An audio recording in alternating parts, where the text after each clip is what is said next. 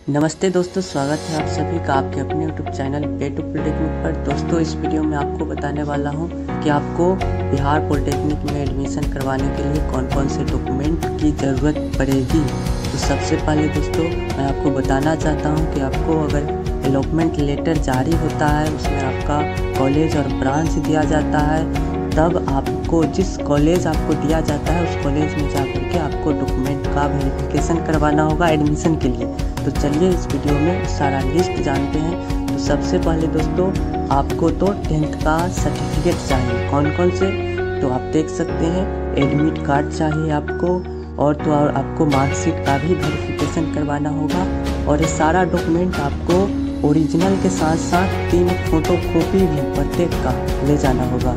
फिर दोस्तों नंबर आती है प्रोविजनल सर्टिफिकेट का, यानी औपबंधिक प्रमाण पत्र का, जो कि आपको कॉलेज में आप पास आउट होइएगा तो मिल जाती है। फिर दोस्तों आता है कैरेक्टर सर्टिफिकेट का। ये कैरेक्टर सर्टिफिकेट यानी आचरण प्रमाण पत्र हो सकता है कि आपको नहीं दिए जाए, तो आप उसी 10th कॉलेज में जाइए और फिर से कहिए टीचर को जो बना देने के लिए आचरण प्रमाण पत्र, और वो आपको बन जाएंगे। फिर दोस्तों अब बारी आती है 12th का सर्टिफिकेट। अगर आपने 12th का एग्ज़ाम दिया है तो आपको उसका भी डॉक्यूमेंट का वेरिफिकेशन करवाना होगा। तो यहाँ पे आप देख सकते हैं आपको देने होंगे marksheet, admit card, provisional certificate और कैरेक्टर सर्टिफिकेट। 10th की तरह ही आपको 12th में भी ये सारा डॉक्यूमेंट ओरिजिनल के साथ साथ फोटोकॉपी भी लेकर के जानी होगी। ओरिजिनल कॉलेज वाले रखेंगे, फोटोकॉपी का भी 2 छायाप्रति कॉलेज वाले रखेंगे, और आपको फोटोकॉपी अपने पास रखना होगा। जब आप पास आउट हो जाइएगा तो पुनः आपको ओरिजिनल सर्टिफिकेट दे दिए जाएंगे। ऐसा इसलिए किया जाता है ताकि आप कहीं अलग दूसरा कोर्स ना कर सके। डिप्लोमा अगर आप कर रहे हैं तो केवल आपको डिप्लोमा ही करना होगा। तो चलिए दोस्तों अब देखते हैं अगला सर्टिफिकेट, जो कि आपका है डिप्लोमा से रिलेटेड, यानी कि आप पॉलिटेक्निक जो जब से आपने फॉर्म भरा था या फिर जब से आपका रैंक कार्ड आया, वो सारा कुछ। जैसे में आप देख सकते हैं मार्कशीट, यानी कि रैंक कार्ड जो कि आपका कितना नंबर आया है, यानी आप कितने रैंक लाए हैं, वो सारा कुछ जो मार्कशीट में ही रहता है। और एडमिट कार्ड, यानी कि जब आपने एंट्रेंस का एग्ज़ाम देते वक्त एडमिट कार्ड, प्रवेश पत्र जो लेकर के गए थे वही एडमिट कार्ड, उसमें परीक्षक का हस्ताक्षर होगा तो वो ओरिजिनल कहलाया जाएगा। फिर आपको 10 फोटोकॉपी की ज़रूरत होगी एडमिशन कराते वक्त ऐसे, और वही फ़ोटोकॉपी जो आपने डिप्लोमा में फॉर्म भरते वक्त दिया था आपके एडमिट कार्ड पर होंगे वही। ऐसे 6 कहा जाता है, लेकिन आपको जितना अधिक हो फ़ोटो उतना आप बनवा लीजिए, क्योंकि आपको 6 सेमेस्टर तक वही फ़ोटो देने होते हैं। फिर बारी आती है पार्ट ए और पार्ट बी हार्ड कॉपी का। ये ले जाना बहुत ही ज़रूरी है। जी हाँ दोस्तों, पार्ट ए और पार्ट बी को ले जाना बहुत ही ज़रूरी है। ये आपके तब मिलते हैं जब आपने एग्ज़ामिनेशन फॉर्म भरा था।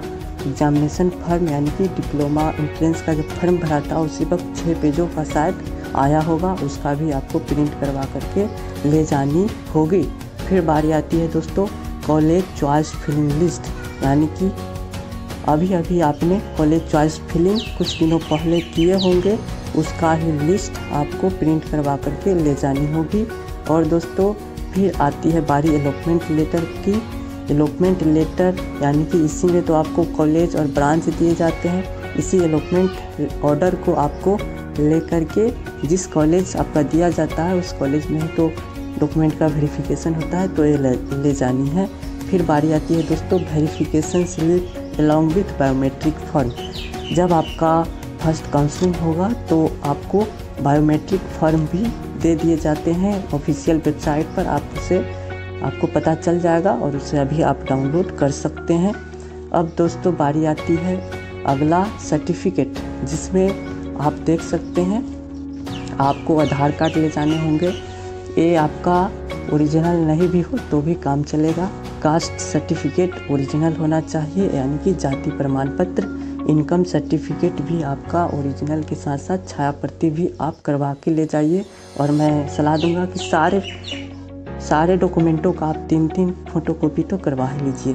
तो आय प्रमाण पत्र हो गई, फिर बारी आती है रेसिडेंस सर्टिफिकेट यानी कि निवास प्रमाण पत्र। इसे भी आप बनवा ही ले और ये सारा लेटेस्ट होना चाहिए, 6 मंथ का अंदर। कास्ट सर्टिफिकेट पुराना भी हो तो भी चलेगा। मेडिकल सर्टिफिकेट जो कि आप सरकारी या फिर प्राइवेट अस्पतालों में जा कर के बनवा सकते हैं। सरकारी अस्पताल में बनवाएंगे तो आपको शायद 2 रुपये ही देने होंगे अगर डॉक्टर घूस नहीं लेते हैं तो, और अगर आप प्राइवेट में बनवाएंगे तो आपको 300-400 रुपये देने पड़ेंगे। तो ये सारा डॉक्यूमेंट था जो कि आपको एडमिशन कराते वक्त ज़रूरी पड़ेगा, और इसके अलावा आपका एडमिशन नहीं हो पाएगा। हाँ, ऐसा हो सकता है कि अगर आपके कोई डॉक्यूमेंट नहीं है तो कॉलेज वाले कहेंगे कि इतने दिनों के अंदर आप पुनः वो डॉक्यूमेंट ला करके वेरिफिकेशन करवा लो, तब तक के लिए आपका एडमिशन तो कर देंगे, लेकिन आपको उतने दिनों के अंदर डॉक्यूमेंट का वेरिफिकेशन करवाना होगा। तो होप आपको यह वीडियो अच्छी लगी होगी। Thank you.